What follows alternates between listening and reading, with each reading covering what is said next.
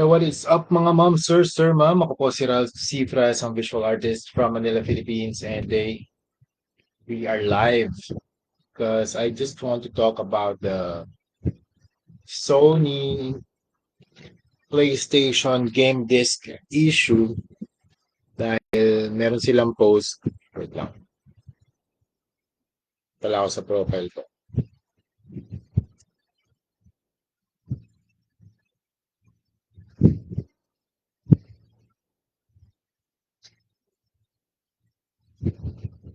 Okay ba yung audio? I-save natin. Ayan. Pag-usapan natin ngayon na tungkol dun sa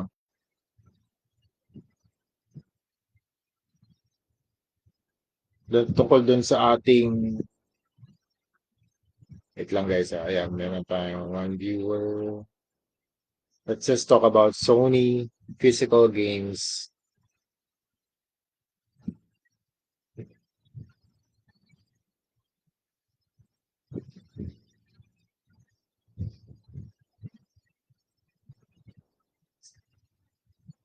Yan. Sony ending physical games. PS5 games.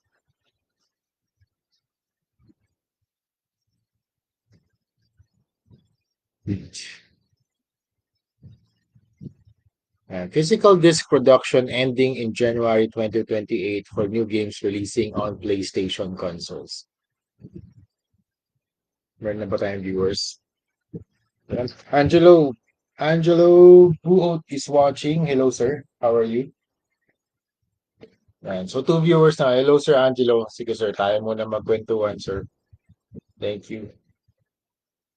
Yan. Kasi, okay, meron tayong mga pag-uusapan dito sa Sony PlayStation physical games tweaks. Physical games ending in January 2028 for 2028. Hi. Okay. Hi, Sir Gerald. And pag-usapan natin ngayon, sir, ang Sony ending physical games. Ito na, dito na tayo pag-usapan natin, deep dive na tayo dito. So, meron akong mga games dito, DMC. Naglalaro ko ngayon ng God of War Ragnarok. Ito yung nilalaro ko ngayon. Yan, ito yung DS4 controller. Nagko-custom repaint din ako nito, DS4 controller. Tapos, okay ba yung audio ko tsaka video? Okay naman. Paki-check po ang audio and video. Mic check, mic check. Okay. Yan, thank you, sir.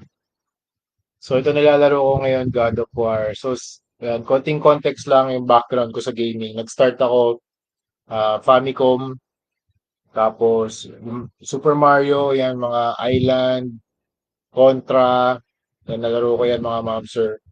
Tapos, PS1, meron din ako, naglalaro din ako noon dati sa PS1 games, Metal Gear Solid, yan, favorite games ko yan of all. Favorite game of all time ko yan, Metal Gear Solid 1. Also, mga Final Fantasy, clear na clear, wow, thank you. Final Fantasy games, nalaro ko din. Siguro, nag-start ako sa Final Fantasy 10. Final Fantasy 10. Tidus and Yuna. Grabe, sobrang ganda. Okay. Ito, kinukwento ko lang muna yung background ko para malaman nyo rin kung ano yung mga games na gusto ko, kung ano yung mga games na nilalaro ko ngayon. Kasi this is a very important na event sa gaming history. Kasi yun nga, mawawala na ang physical discs. Mawawala na yung physical discs. So, kaya gusto ko rin magkaroon ng view dito sa physical disc na to kasi I'm also a gamer. I also like to play games. I also like to collect yung mga games natin, yung mga physical from gusto ko yan bumibili from database. Ayan, ito yung mga sample ng games ko ngayon. So we have God of War. Ayan, 2018, no? 2018 God of War, binibenta ko nga eh. Ayun, hindi ko nabibenta. Hold ko na to kasi ito na yung magiging collection ko. Yan, i-hold ko na yan, hindi ko nabibenta itong mga to. Tatanggalin ko na lahat ng presyo. God of War 2018. Ayan, Hades 1. Okay. O ba? Hades 1, Uncharted 4, Helldivers. Yan. NBA 2K14, ito nilalaro ko pa rin to kasi nandito si Jordan. And Fallout, ganda ng Fallout. Dalawa pala 2K14 to. Okay, tapos meron pa ako dito Assassin's Creed. Assassin's Creed. Ayan. Thank you very much. Ronald Completo, thank you. Ayan, Assassin's Creed. Meron pa mga ano to, yung mga special editions pa. Ayan, meron din ako Watch Dogs. Yung favorite ko to. Steelbook, Watch Dogs. Tapos, Trials Fusion. Jasper Gray, how are you, sir? Tapos, Metal Gear Solid 5. Metal Gear Solid 5. Tactical Espionage Action. Dark Souls 3, sobrang hirap. Di ko na rin, di ko matapos. Hindi ako pang ganito, hindi ako pang ano, mga DS, mga Dark Souls. Hindi. Ito, Horizon Zero Dawn, natapos ko to. Tapos ko Horizon Zero Dawn. Ito, masyado lang mabagal for me. Red Dead Redemption. Masyado lang siya mabagal. Hindi ko pa malaro yan. Tapos ito, nalaro ko din Second Son. Ito lang mga games ko ngayon. Ito yung mga games ko ngayon. Mga PS4 games. Mga PS4 games na yung mga nilalaro ko ngayon. Actually, God of War. Hello, sir. How are you? God of War 2020, ano nga pala yun? Anong year ba yun? Yung Ragnarok. Basta God of War Ragnarok yung nilalaro ko. God of War Ragnarok. So ito yung mga games natin. Lalagay nga natin si ano dito. Si Kratos. Kunin ko nga si Kratos.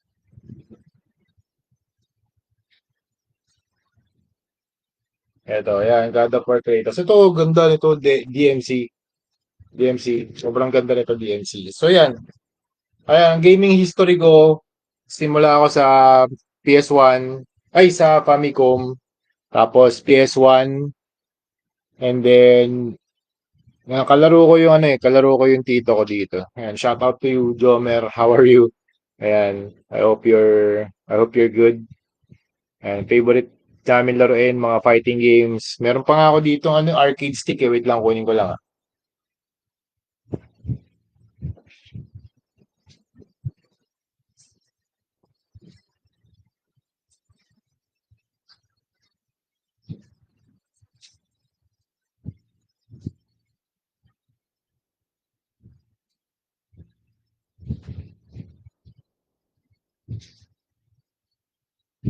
Ito, meron pa akong arcade stick. Ayan, meron pa akong arcade stick, mga ma'am. So, lagay din natin dito.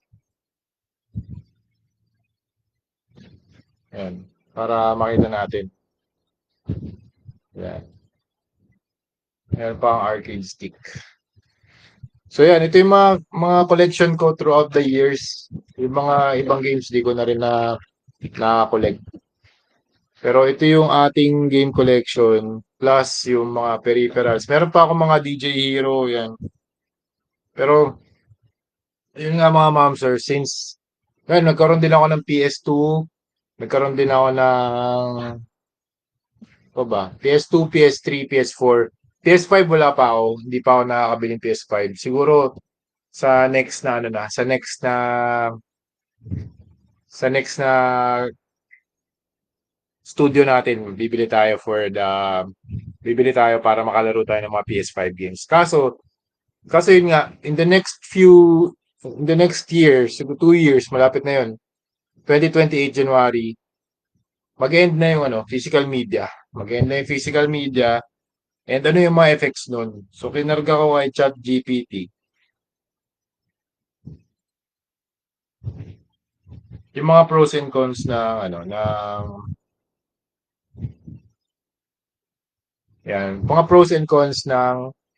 mga pros and cons ng digital only PlayStation games from 2028. Okay, unang-una pros, instant access. Pwede ka mo nang mabili tsaka ma-download. Kunwari no, nag-drop yung GTA Vice City, ay GTA 6 ng 12 AM sa November. Ay, November nga ba? Kailan ba release date nun?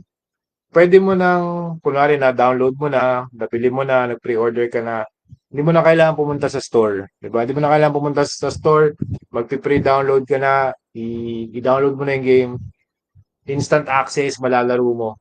Okay, basta natapos mo yung download, meron kang internet, malalaro mo na yung game. Hindi mo na kailangan, no need to visit a store or wait for shipping. Preload games before they release and play as soon as they unlock. So parang yun yung isang benefit niya. Okay? Pangalawa, lower manufacturing cost. Ito sa Sony side to. Sony would save money by eliminating unang-una Blu-ray production, game case manufacturing, packaging, tsaka shipping, tsaka logistics. These savings could increase profits, though they wouldn't necessarily reduce game prices. Makokontrol nila yung mga presyohan sa ano eh. Mag-comment lang kayo mga ma'am sir ha. Makokontrol nila yung presyo sa market. Kasi digital lahat. So naka-funnel lahat yun sa Sony PlayStation Store. And wala tayong control. Wala nang second hand market. Hindi tayo makapaghiram ng ibang game sa tropa natin. Kunwari, tapos ko na tong DMC. Ayan. Uy, pairam naman na DMC 6. Hindi ganun kadali mag-transfer o magpahiram ng mga games kapag all digital na kasi one account, one game. So parang binibigay sa atin yung licenses para gamitin yung mga games. Okay. Easier. Pangatlo, pros muna tayo. Digital games can automatically install patches, access DLC seamlessly, keep everything in one library. O makikita mo doon lahat ng library mo para Steam library, di ba? Pang-apat, permanent digital library. Parang hindi naman. Your purchased games remain tied to your PlayStation account. Oh, making it easy to re-download them on the future consoles, assuming they are supported. O yun nga eh.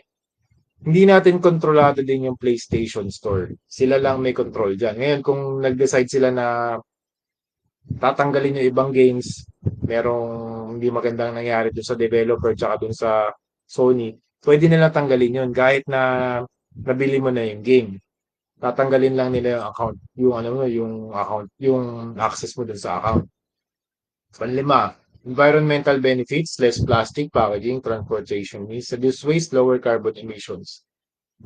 Pang-anim, better revenue for Sony. Of course, without used game sales, Sony and publishers receive the revenue from every purchase. Totoo yan kasi wala tayong control dyan. Lahat ng presyo niyan, usually, magkano GTA? Ano na? $80. $80 na yung GTA. Napakamahal na. Pero, biruin mo yung GTA, magkakaroon siya ng game case. Pero yung laman ng game case, ano lang, code lang. Code lang yung laman. Di ba? Code lang yung laman ng GTA. Pag punta mo sa Data Blitz, yung laman ng ano mo, ng case mo, code lang, walang game disc. Sobrang ano, no? Sobrang, sobrang absurd pag ganun. Kasi yun nga, kaya ka nga may game case para dun sa physical media, pero walang laman. Weird lang. Okay?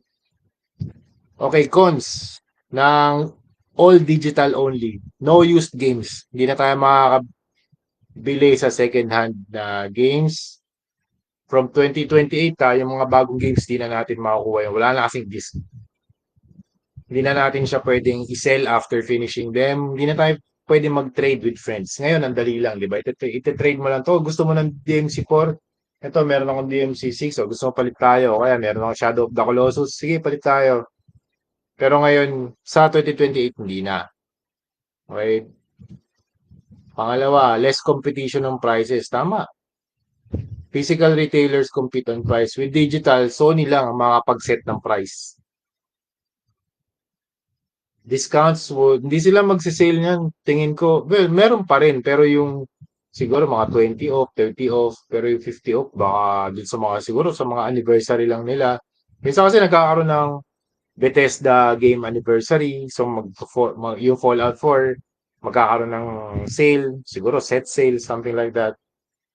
Alright. Pangatlong cons, requires fast internet. Yes, totoo yan. Slow internet. Pag slow internet mo, hindi ka na mahirap mag-download. Sobrang bigat ng mga games ngayon, 100 plus gig. Paano mo da-download yun? Kung meron kang data cap, di mo rin mada-download. And minsan kapag medyo nagfa-fluctuate yung internet, hindi ka rin makakalaro. Kasi pag meron kang physical media ganito, kahit wala kang internet, pwede kang maglaro eh, di ba? Alright. Pang-apat, ownership concerns. You're generally buying a license to access a game. So parang ano yan eh, parang mga nakalock lang yan sa vault. Bibigyan ka lang nila ng susi. Ayan, wait lang dito si Grab. Hi sir, baba na ako dyan. Thank you. Okay po. Wait lang guys ha, baba lang ako saglit.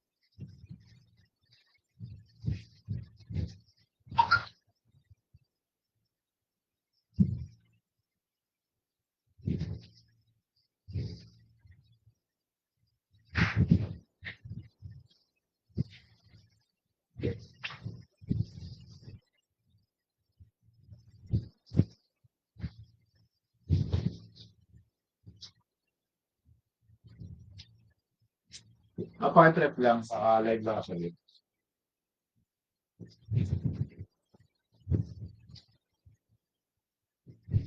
Okay, so yun mga ma'am sir. Nasa na ba tayo? Where's my phone? Ayun.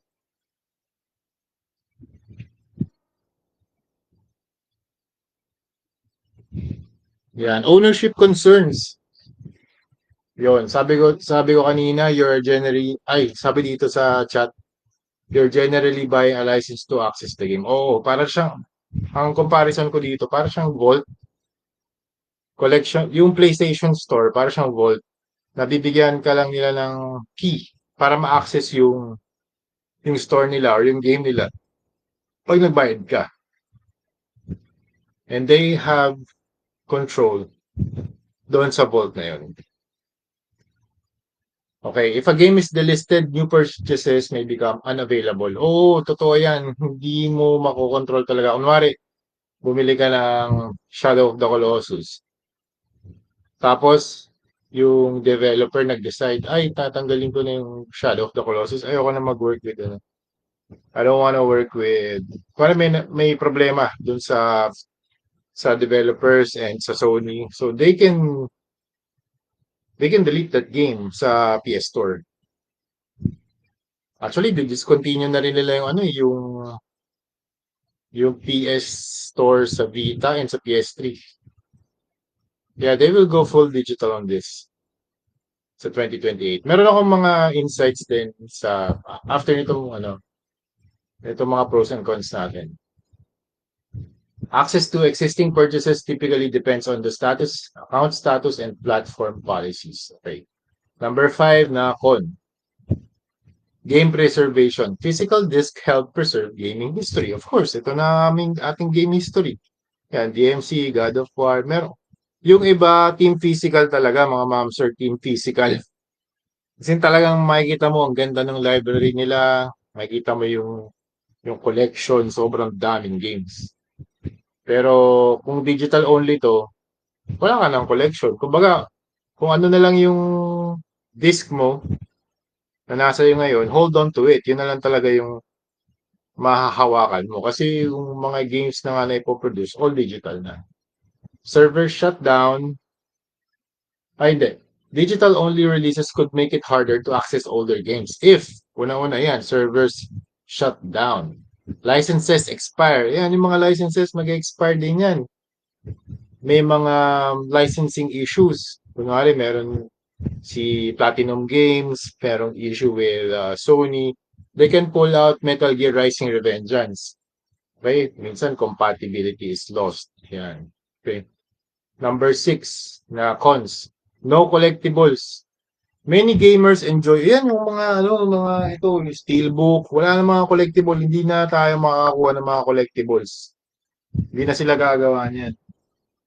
Kasi talagang maximum profit ang gusto nila, maximum profit si Sony. Apparently hindi pa sapat yung pera na pumapasok sa kanila every year. Hindi pa sapat. Tingin ko research and development for Sony PlayStation 6. Yan yung ginagagawin nila. Many gamers enjoy steelbooks, collector's editions, displaying game cases, building physical collections, pero yan, pag nag-digital na, wala na tayong magagawa dyan. Wala na tayong may dadagdag sa physical games natin. Okay.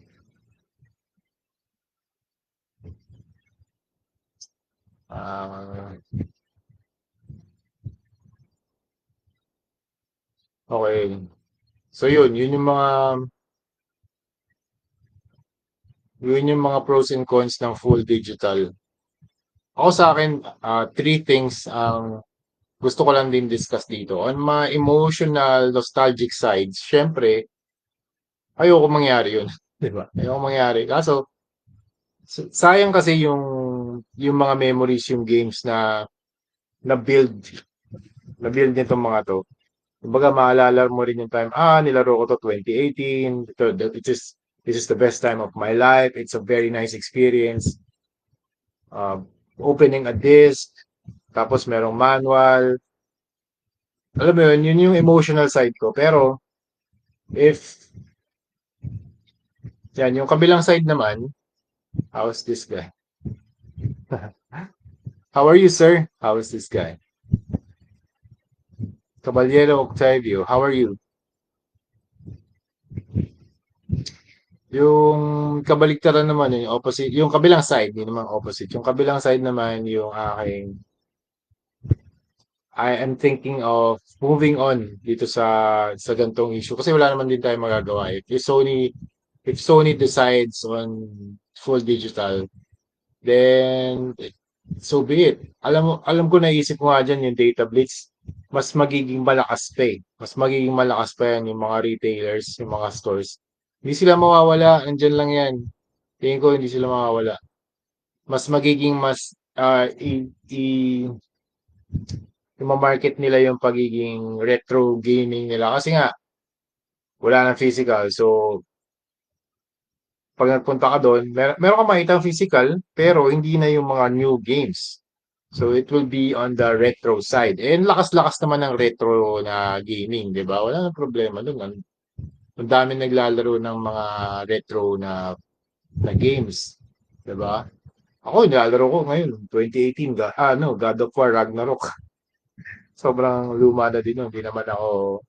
Wala naman din akong new gen na PS5. So I'm really happy with my PS4 right now. That's what I'm playing. Pero we need to move on kasi wala naman din tayong magagawa dito. So yun yung issue. And I just want to express yung view ko dito sa in-announce ni Sony because I'm a Sony PlayStation fan. I love Sony. I love PlayStation. Dami ko na na-invest na money, time, resources para lang sa mga platinum trophies na bragging rights lang naman ang bragging rights lang ang bragging rights ang iyong reward. Kumbaga nandun lang sa ano mo sa PSN name mo yung trophy tapos nandun lang siya, a trophy, that's it. Alam ko yung Uncharted 1, 2, 3 na meron akong platinum list. So yun, pero hindi ko na rin matandaan yung PlayStation Network account name ko doon. So that's the past. Now I'm moving on to a new account din. And moving on din sa full digital. I'm ready. I'm ready for this transition. I'm itong mga to magiging retro to. I'm ready to move on. And this will be part of my retro gaming sessions. And it will be a very beautiful time sa gaming. kapag nag-drop na yung GTA 6, kapag nag-drop na yung mga full digital, it will be monumental sa gaming history. Kasi first time may experience natin, full digital, walang physical. So what will be the experience like? Pupunta ka Data Blitz day one ng pinroduce ni Kojima, maybe Kojima, Hideo Kojima next gen game. So that's full digital. Punta ka doon and then you'll pay for 3,000 pesos per game. Tapos bibigyan ka ng, I think wala nang case yun, pero code na lang yun, malamang. Baka code na lang pwede mo. Meron kang option to go to the store, give you the code, and then take a picture and then input dun sa PS Store. Or you can go to the PS Store, tapos pre-download, and then pag release date na, I think ko mas madali yun, tsaka mas secure. Kasi pag bumili ka sa DB or sa iba pang stores, baka mawala mo naman yung code. Parang ganun eh. So I think mas secure if bibilin mo na dun sa mismong system. Yun. Ano pa ba? Uh, ayun, yung mga plans ni Sony dito, future plans, tingin ko, ako ano lang to, nag-assume lang ako. Tingin ko, yun nga, sobrang dami ng backlash dito sa ano na to. Hi, Brother Shai, how are you? We're done with our project. Thank you. I will just paint the alternate head sculpt for your Punisher Hulkbuster. Thank you. Yeah, for the new games upcoming 2028, I think Sony will just receives a lot of backlash nowadays since the release of the tweet. Pero I think there will be a revolution, physical media revolution, if hindi talaga sila magpo-produce. People will find a way to produce discs, to produce media, and ako, naisip ko dyan, ang Sony, baka nag-iipon lang sila ng resources, ng money, time, people, manpower, research and development, give it 3, 4, 5 years, maximize their profit, and then I think they're developing a new type of media.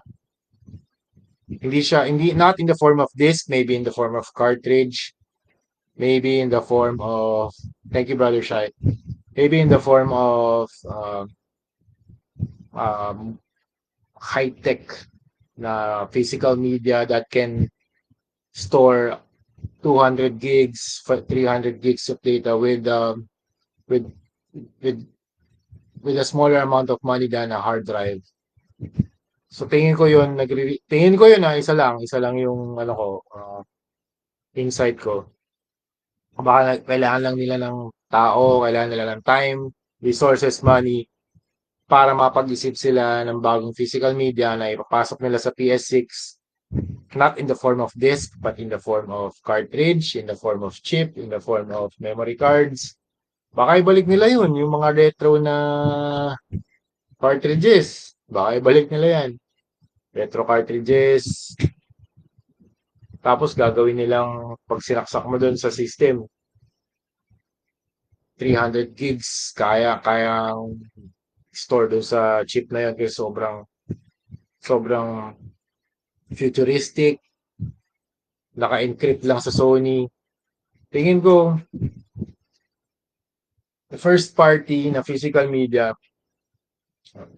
ano na yan, tingin ko nasa research and development nila yan. Ready Player One. Yes, sir. Oo, parang ganun. Parang ganun. Ready Player One. Kasi talagang parang pwede ka na mag-VR, no? VR, tapos, kaya tingin ko yun yung isa sa mga plans, pero if walang plans, mag full digital sila, I think meron yung plan, Sony pa ba? Synaptic bodysuit stuff. Yes, sir. Oh, Sony has plans. Hindi lang natin alam kung ano yung gagawin nila. But for now, we know that they would stop physical media. They would stop physical media in January 2028. So, prepare na kayo. Kapit sa brief mga ma'am sir, kapit sa brief. Sabi nga ni Lon and Duno, rest in peace, brother Duno. Itabi nyo na lahat ng mga physical media nyo, pati yung mga arcade joysticks, yung mga games, tabi nyo na lahat yan. Lagay nyo lang sa collection nyo kasi it will be a very hard time for physical collectors. Kapag digital naman and you decided to move on, it's a nice na very nice time for you kasi kung digital ang collection, very easy to access, easy to set up, easy to install, easy to clear up space. Yan pag digital, kailangan mo ng malaking hard drive. So yung PS6 ko tuloy. PS6 maybe will have a 5 terabyte option. Kasi sobrang laki ng mga games na yan. So I think they're developing a first party physical media in the next few years. Ang timeline ko nakikita ko 5 to 10 years. Kailangan lang nila ng researcher, kailangan nila ng tao, manpower, uh, developers, mga architecture stuff sa computer, sa chips. So yun, yun yung naisip ko rito. And I just want to express yung mga thoughts ko para alam niyo din, para na-share ko din sa inyo. Kasi yun nga, I'm a gamer too. I like playing games during my free time na ba. Nakakatanggal din ng stress. Pero minsan stress na rin to eh. Kasi yung kahapon, 2 oras ata ako sa God of War na God of War Ragnarok. Isang boss. Ay mga berserker. Yung tinatalo ko. Hirap matalo. Lalabanan ko. Pero as you go along, matututunan mo yung pattern on how to attack, what weapons to use. So yun. And yun lang mga ma'am sir, ano pa ba? May nakalimutan pa ba ako? So, recap ko lang din, yung emotional side ko is very, very sad din, very sad. Pero, hindi rin naman ako super 100% emotionally attached dito. I just want to see them, to hold them. If, kasi last a few years ago nga, binigay ko na to eh, lahat. Ngayon, binawi ko para makapaglaro ulit. Kasi sayang eh, nandun lang sa hindi naman nagagamit. So sabi ko gamitin ko nga ulit. Yun. So, bumalik sa akin to and I think yun na yung sign para itabi ko sila for good. And I'm really happy na meron din ako physical media and happy din ako kung mag-move na to sa digital, full digital. No problem. I will accept. Yun lang naman eh. Mahirap lang talagang i-accept minsan yung mga bagay-bagay. I will accept and move on. And accept and move on. Acceptance. It's really hard right now, pero as we go along, pag na-release na yung GTA 6, tapos na-feel natin na, it's very stable and okay naman yung internet, sobrang ganda ng game, I think makakalimutan na rin ng tao na okay lang pala walang physical media.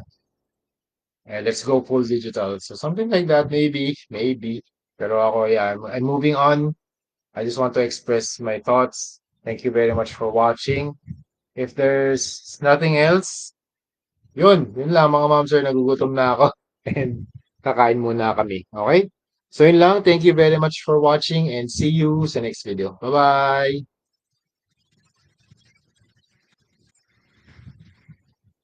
And live.